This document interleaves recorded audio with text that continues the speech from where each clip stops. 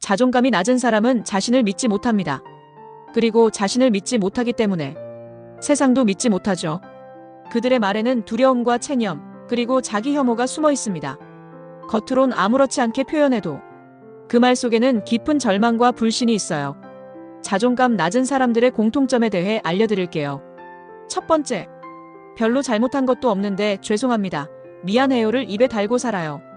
남에게 패 끼칠까 불안해서 불필요한 사과를 남발하는 거죠. 사소한 부탁이나 의견을 말할 때도 죄송한데로 시작해요. 죄송과 미안은 정말 죄송할 상황과 미안할 상황에만 쓰세요.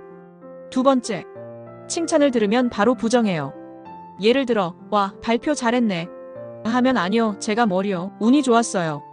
겸손해 보이려고 하지만 사실 스스로를 칭찬받을 자격 없는 사람으로 여기는 거거든요. 듣는 사람도 점점 칭찬하기 어려워진다고요. 상대방의 칭찬에 알맞은 응대를 하셔야 해요.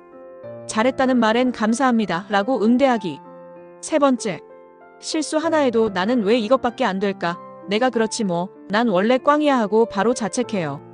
본인만 한심하게 보고 비판하는 거죠. 부정적인 자기인식이 강화되면서 자존감은 더 땅속으로.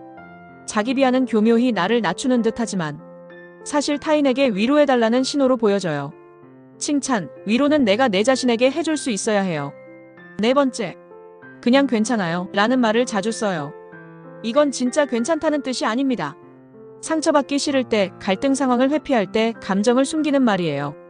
화를 내면 이기적이라 생각하고 속상하다고 말하면 속 좁은 사람처럼 보일까봐 참습니다. 솔직함은 잘못이 아니에요.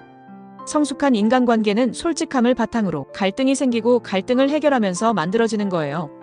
다섯 번째, 자신의 의견을 말할 때도 제 생각이 틀릴 수도 있지만 전문가는 아니지만 같은 불확실한 표현을 붙여요. 자신의 말에 확신이 없다는 것을 미리 드러내서 비판을 피하려는 심리죠. 이 습관은 내 말의 신뢰도를 떨어뜨립니다. 자신감을 가지고 제 생각은 이렇습니다, 저는 이런 의견입니다를 먼저 말해보세요. 말은 곧 나의 생각이고 행동이고 마음이 됩니다. 지금 이 순간부터 이 5가지 금지어를 버리고 나 자신을 지키고 높여주는 표현을 사용해보세요.